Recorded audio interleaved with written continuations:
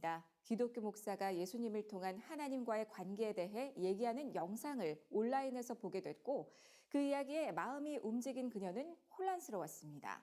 그녀는 절박한 심정으로 기도했습니다.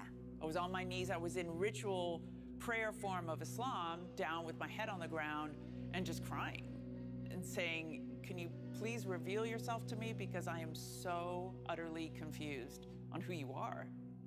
And it was in one of those prayers in my bedroom that I audibly heard the voice of Christ.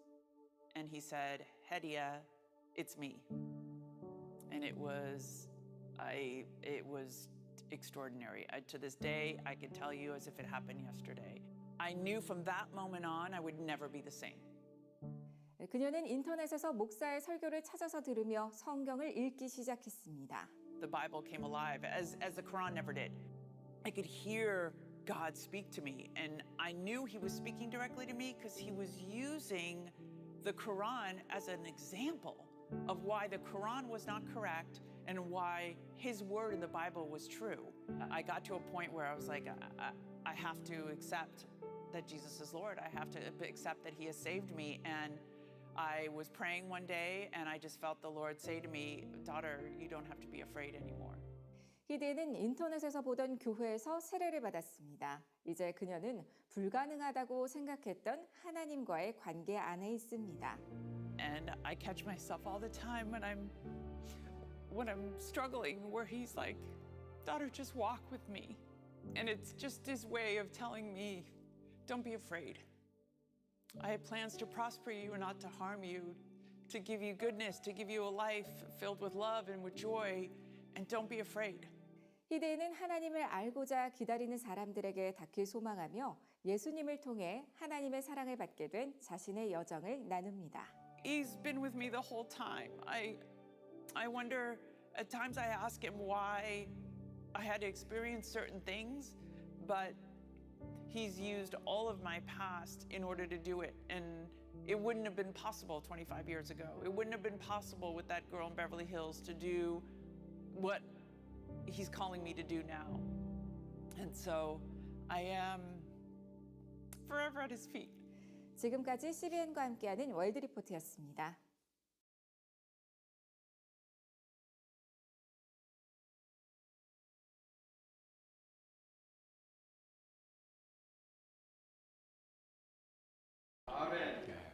환영하고 축복합니다. 오직 예수 그리스도밖에 없습니다 라는 말씀의 제목으로 함께 말씀을 나누겠습니다. 인간의 역사 중에 인간을 파멸로 이끌었던 것이 여러분 무엇이라고 생각하시나요? 어떤 이들은 전쟁이라고 말을 하기도 합니다. 물론 틀린 얘기가 아니죠. 전쟁이 일어난 그 내면을 한번 여러분 보시면 어디서 출발됐는지 알 수 있습니다. 여러분 2022년에 러시아가 우크라이나를 침공했습니다. 그 이유가 뭔지 아십니까? 푸틴 러시아 대통령이 TV 연설을 통해서 이런 말을 했습니다. 현대 우크라이나로부터 지속적인 위협, 러시아가 안전함을 느끼고 발전하고 존재하기 어렵다라고 느꼈다라는 거예요.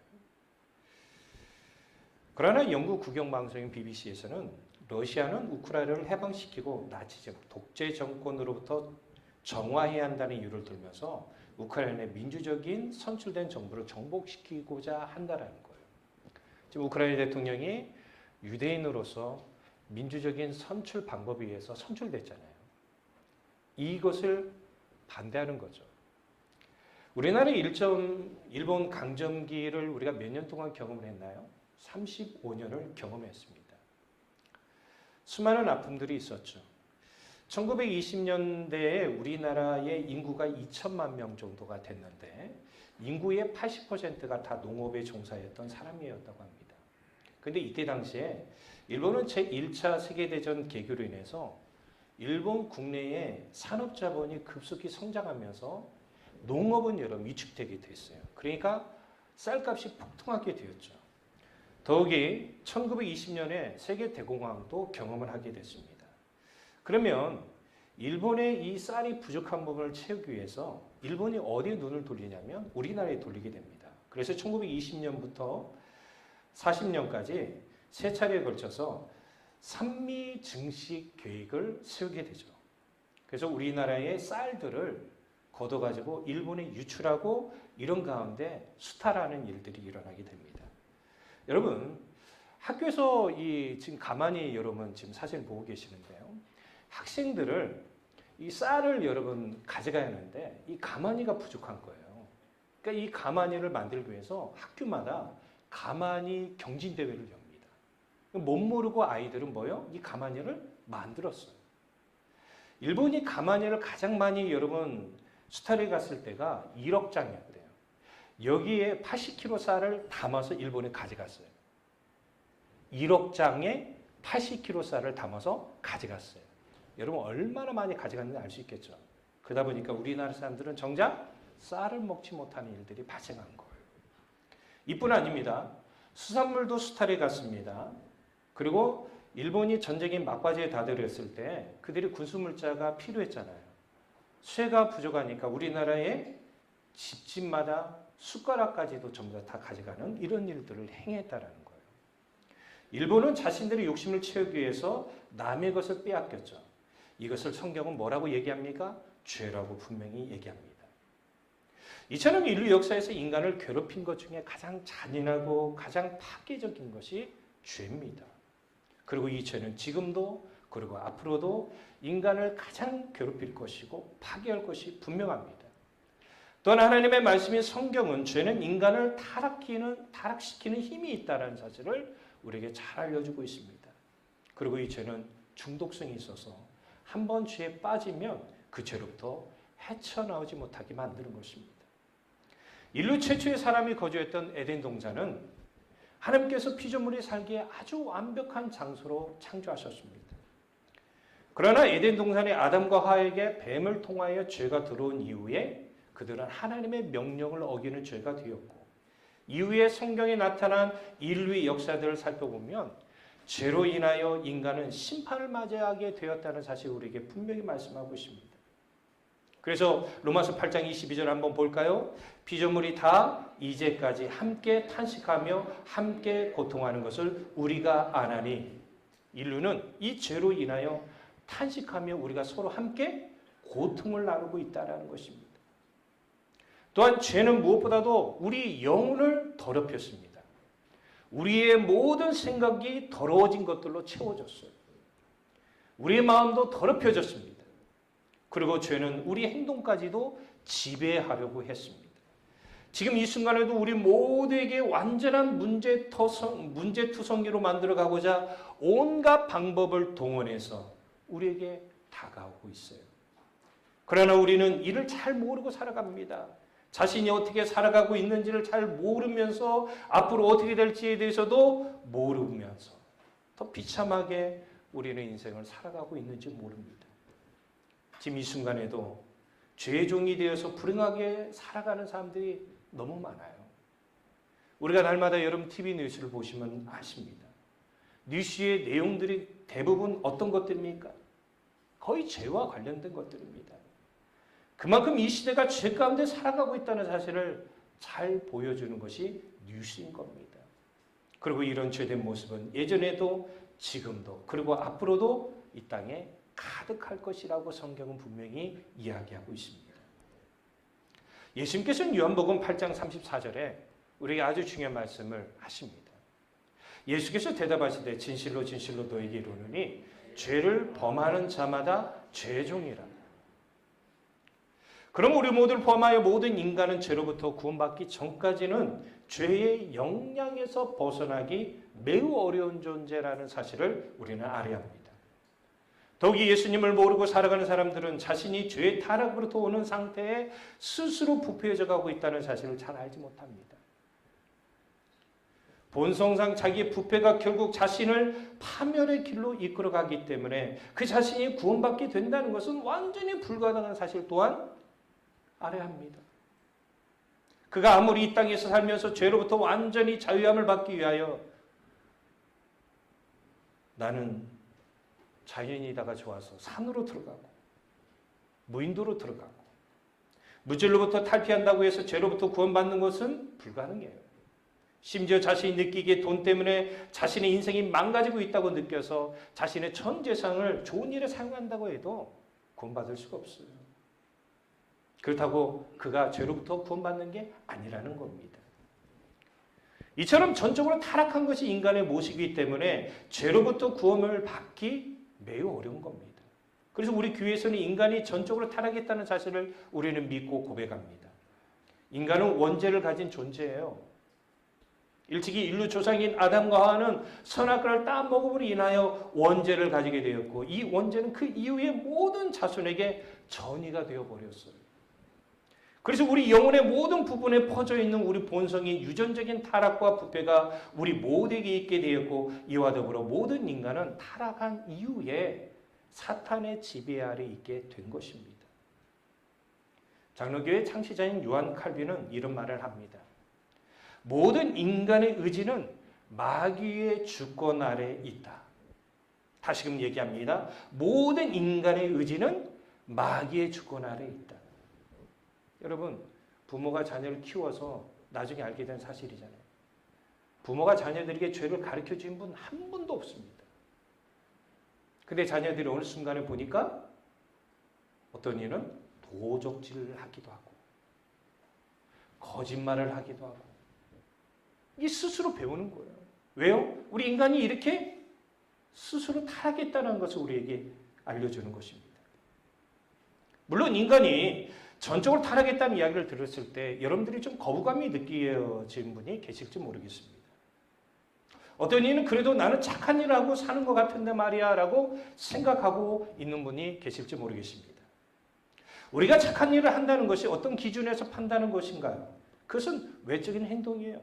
우리가 사람의 내면에서 일어나는 판단, 이거는 우리가 알 수가 없습니다. 그러나 하나님께서 보시는 판단 기준은 뭐냐면 우리의 내면과 더불어서 행동이 일어나는 모든 것들을 다 보시는 거죠. 제가 여러분들을 사랑합니다라고 말을 하지만 제 마음속에서는 아유, 내가 지금 설교 전하고 있는데 지금 졸고 있어? 저런. 이런 마음을 품을 수 있다라는 거예요. 입으로는 사랑합니다라고 얘기하지만 제 마음속에서는 미워하는 생각을 품을 수 있다는 거예요.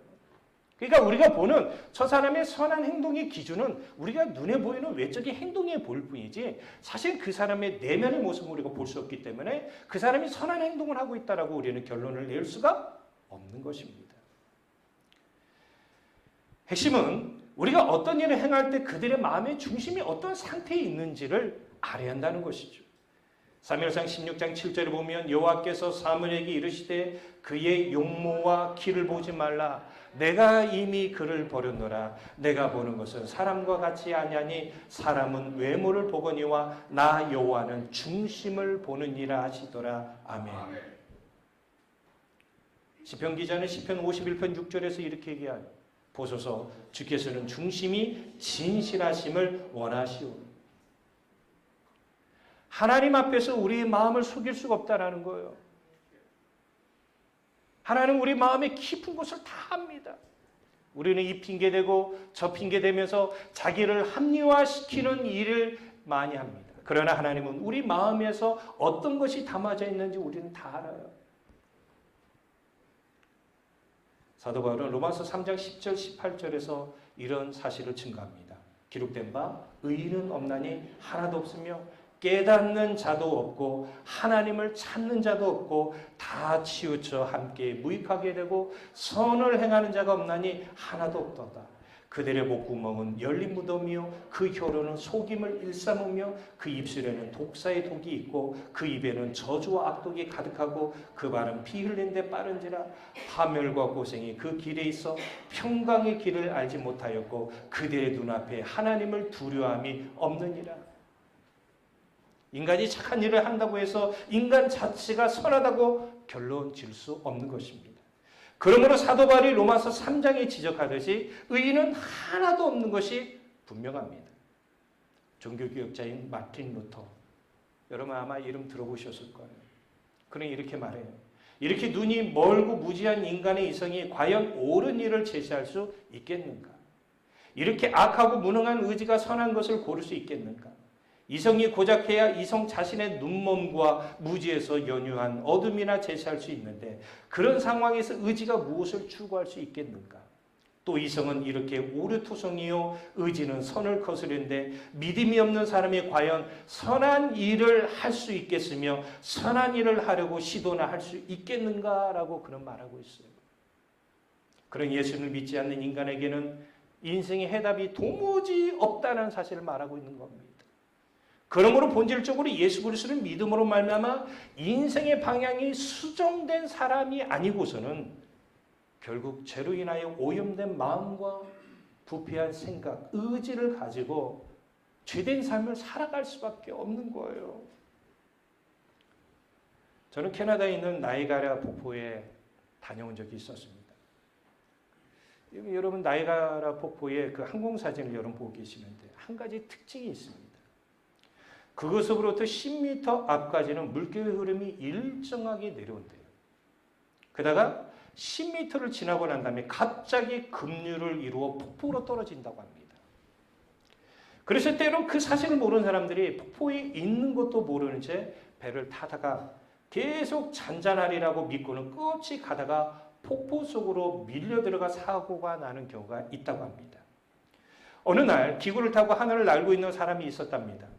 그 사람이 나아가라 폭포 위에 지나가다가 내려다보니까 배 한 척이 급류를 향해 떠내려가고 있어요. 근데 자기는 몰라요. 근데 하늘에서 보니까 그 코앞에 이제 폭포가 있는 곳이었어요. 그래서 그 사람에게 소리를 질렀습니다. 거기서 10m만 가면 죽으니 그만 돌아가세요.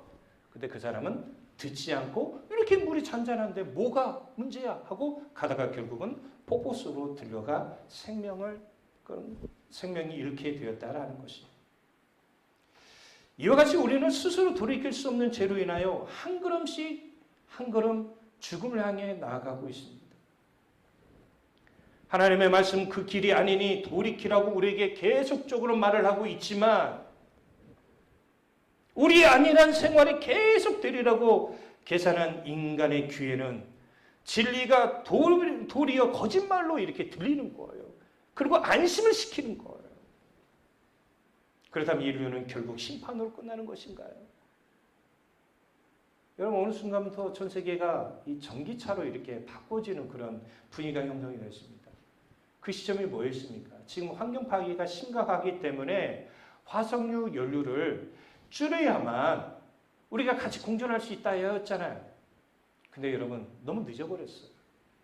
지금 환경론자들이 전부 다 늦었다고 합니다. 듣지는 않는 거예요. 왜? 지금이 중요한 거예요, 우리에게. 하나님께서는 인간이 죄로 인하여 심판을 받는 것으로부터 회복시키기를 원하는 하나님이시라는 사실을 성경은 분명히 우리에게 증거하고 있습니다. 비록 죄로 인하여 오염된 인간이라고 해도 어느 누구도 심판에 이르지 않고 자신의 죄를 알고 그 죄된 삶으로부터 돌아섬으로 삶의 모든 부분들이 회복되기를 원하십니다. 그렇다면 인간이 회복되어질 수 있는 길은 무엇입니까? 하나님 말씀인 성경은 이에 대하여 오직 예수 그리스도밖에 없다는 사실을 우리에게 말씀합니다. 하나님께서 이 땅에 독생자 예수 그리스도를 보내신 것은 우리와 영원토록 함께 하시겠다는 그분의 약속을 이루시는 거였습니다. 이는 일찍이 구약을 통해 약속된 사실이죠. 예수님이 이 땅에 오시기 700년 전에 이사야 선지자는 이 사실을 증거하고 있습니다. 예언하고 있죠. 이사야 7장 14절을 보면 그러므로 주께서 친히 징조를 너희에게 주실 것이라 보라 처녀가 잉태하여 아들을 낳을 것이요 그 이름을 임마누엘이라 하리라. 임마누엘은 하나님이 우리와 함께 하시겠다는 약속입니다. 이 말씀이 예수님께서 이 땅에 오시기 전에 700년 전에 예언되진 말씀이라고 제가 말씀을 드렸어요. 지금으로부터 2700년 전에 선포된 말씀입니다. 그런데 하나님께서 죄로 인하여 하나님의 창조하신 본래의 모습이 깨진 우리들을 회복하시고 구원하기 위하여 예수님을 이 땅에 보내주셨다는 겁니다. 마태복음 20장 28절에 보면 매우 중요한 말씀이 선포되고 있습니다. 인자가 온 것은 예수님이 온 것은 섬김을 받으려 함이 아니라 도리어 섬기려 하고 자기 목숨을 많은 사람의 대속물로 주려 함이니라. 아멘. 우리 예수님께서 이 땅에 오신 것은 인류, 죄로 인하여 심판받아 지옥 갈 수밖에 없는 이 인류를 구원이라는 것으로 섬기기 위하여 이 땅에 예수님이 오셨다라는 것입니다. 그래서 그분은 십자가에서 우리의 죄의 문제를 끌어안고 가셔서 죽으셨어요. 그래서 우리가 다시금 예수 그리스도를 믿음을 통하여 하나님께 나아갈 수 있는 구원의 길이 열려지게 된 것입니다. 저는 여러분들이 이 사실을 믿었으면 좋겠어요. 왜? 하나님의 말씀은 변함이 없기 때문입니다. 말라기 선지자는 말라기 3장 6절에 보면 나 여호와는 변하지 아니하나니, 하나님은 변하지 않습니다. 우리는 변합니다. 감정에 따라 변합니다. 피곤에 따라 변합니다. 컨디션에 따라 변합니다. 환경에 따라 변합니다. 근데 하나님은 변하지 않으십니다. 그분의 말씀은 수천 년이 지나도 변함이 없습니다. 물론 그 이상의 시간이 지난다고 해도 그 말씀은 분명히 변함이 없을 것입니다. 우리에게 주어진 율법은 우리가 지키고 준중하고 그에 따라 살지 않으면 구약에서는 분명히 정죄를 받는다고 말씀합니다. 율법의 가장 기본적인 10계명을 하나 예를 들겠습니다. 우리 10계명의 제5계명인 내 부모를 공경하라는 말씀이 있습니다. 여러분, 하나님께서는 성경에 제가 여러 차례 말씀을 드렸지만 구약에서 이 공경이라는 단어가 유일하게 하나님 외에 인간에게 쓰여졌을 때는 부모에게만 유일하게 쓰여졌어요. 하나님께서 이 약속이 너무 중요하기 때문에 출애굽기를 통해서 이런 말씀하신 거예요. 부모를 공경하라. 그리하면 내 하나님 여호와가 내게 준 땅에서 내 생명이 길리라. 축복하셔. 그런데 여러분, 레위기 10장 9절 한번 볼까요? 부모를 공경하지 않는 행동. 뭡니까? 아버지나 어머니를 저주하는 사람은 반드시 사형에 처해야 한다. 그가 아버지와 어머니를 저주하였으니 그가 자기 죄값으로 죽는 것이다. 몇 달 전에 어떤 분이 저한테 그러더라고요. 부모님을 모신 지 한 40년 이상 모셨는데 부모님이 병치료를 오랫동안 하시니까 이분이 지쳤어요. 근데 이분의 말에 뭐가 나오냐면 차라리 죽었으면 좋겠다. 제가 순간 이 말씀이 기억났어요. 여러분, 생명은요, 하나님의 주권에 달려있어요. 차라리 죽었으면 좋겠다. 부모를 저주하는 거예요. 사도 바울이 로마서 10장 5절을 뭐라고 합니까? 모세가 기록하되 율법으로 말미암는 의는 행하는 사람은 그 의로 살리라 하였거니와. 여러분, 율법에 대해서 우리가 철저히 지키지 않으면 법이란 건 우리로 하여금 뭐 하는 거예요? 문제를 제기하는 거예요. 성경 분명히 이 율법, 하나님 주신 법을 지키지 않으면 반드시 심판이 우리에게 주어질 것이라고 분명히 얘기하셨어요. 그러니까 우리는 율법에 대해서 완전히 지킬 수 있는 자가 아니에요.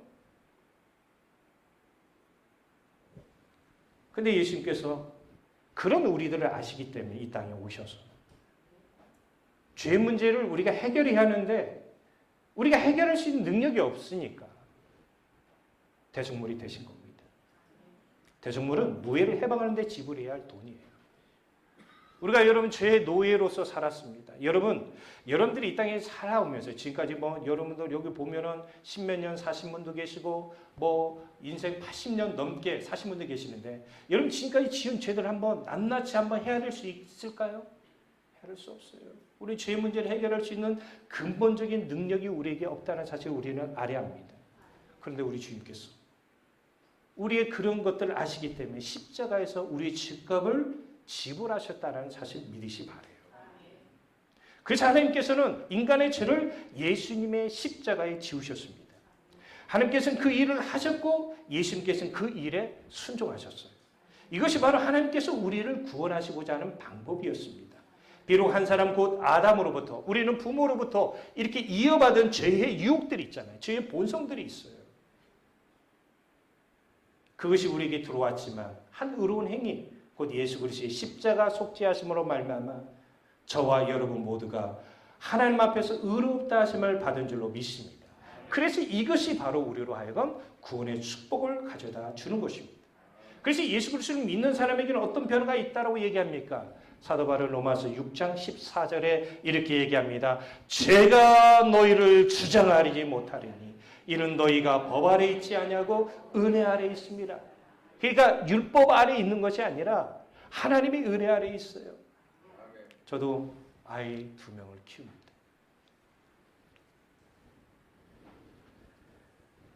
이 2명의 아이들이 잘못했을 경우 아빠 잘못했어요. 용서해 주세요. 그러면 용서가 돼요. 하나님께서 여러분 우리에게 그걸 원하시는 거예요. 하나님, 제가 인생을 잘못 살았습니다. 사도 바울 로마서 3장 25, 26절에 보면 이 예수를 하나님이 그의 피로써 믿음으로 말미암아 화목 제물로 세우셨으니 이런 하나님께서 길에 참으신 중에 전에 지은 죄를 뭐 하셨다? 그렇죠. 이제까지 우리가 지었던 모든 죄를 뭐 하셨다?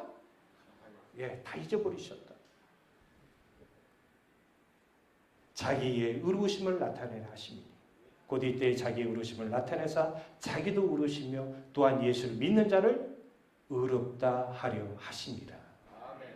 이를 통하여 하나님께서 자기의 독생자 아들을 죄를 위한 화목제로 세우셔서 우리를 살 길을 열려지게 하신 거예요. 다시금 로마서 3장 26절 말씀, 자기의 의로우심을 나타내사 자기도 의로우시며 또한 예수 그리스도를 믿는 자까지도 의롭게 하시고자 하신 것이다. 그러므로 우리가 이 의로움, 구원받을 수 있는 자격, 이 의로움을 주신 예수 그리스도, 그분을 믿는 그것이 바로 우리로 하여금 가장 축복된 길로 인도하는 것입니다. 사랑하고 존귀하신 성도님들, 여러분들은 참 존귀하신 분입니다. 인간이 구원을 받을 수 있는 유일한 방법은 오직 예수 그리스도밖에 없습니다. 이것이 하나님의 말씀이 성경이 우리에게 가르쳐 주시죠. 본문의 말씀 사도행전 4장 12절, 다른 이로서는 구원을 받을 수 없나니 천하 사람 중에 구원을 받을 만한 다른 이름을 우리에게 주신 일이 없음이라 하였더라. 아멘. 저희 아버지도 주님을 위해서 살겠다라고 하신 약속을 하셨지만, 서울 하셨지만 인간의 욕심에 이끌려 살다 보니까 곁길로 갔습니다. 결국은 저희 아버지가 경험한 건 뭐냐면 세상의 쓰라린 아픔이었습니다. 저희 아버지와 대학원 같이 다녔던 분이 계십니다. 서울 대연교회 담임 목사로 섬기고 있는 서재생 목사님이신데 주지스님이었어요. 근데 자기가 불교에 심취해 있어서 있다 보니까 자기 마음속에 자꾸 공허함들이 다가온대요. 그러면서 주변에 스님들이 좋지 못한 행위들을 본 거예요. 이건 아니다. 그리고 순간 이분이 밤에 도망 나갔대요. 그리고 자기 눈에 보인 게 십자가였다고 합니다.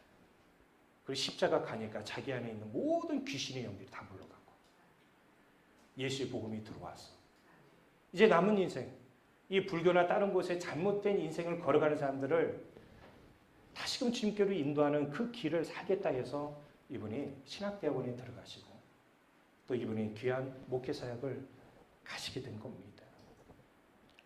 다시금 말씀드리지만 예수밖에 없습니다. 그러나 안타까운 사실은 저도 목사로서 또 복음을 전하고 많은 분들에게 얘기하고 실제적으로 우리 교회 성도들 가운데서도 뭐 그런 분들이 계실지는 모르겠지만 고린도전서 2장 14절을 경험되실 때가 참 많습니다. 육에 속한 사람은 하나님의 성령의 일들을 받지 아니해요. 이는 그것들이 그에게는 어리석어 보여요. 또 그것들을 알 수도 없나니 그러한 일은 영적으로 분별되기 때문이다. 예수를 믿지 않는 사람은 영적으로 분별하지 못하기 때문에 예수님이 어떤 분이라는 사실을 전혀 귀담아 듣지 않고 살아갈 때가 참 많습니다. 고린도전서 1장 18절을 보면 십자가 도가 멸망한 자들에게 예수를 믿지 않고 심판을 받는 자에게는 미련한 거예요. 실제적으로 이런 교회 다니는 사람들 중에도 이 십자가의 도에 대해서 미련하게 여기시는 분들이 계세요. 그래서 실제로 십자가에서 오는 고난에 동참하지 않냐고 의도적으로 피하려고 합니다. 하지만 신앙생활 때로는 힘들고 어려움이 있을 수 있어요. 하지만 그 길에는 하나님이 주신 은혜와 평강이 있음을 여러분 믿으셨으면 좋겠어요.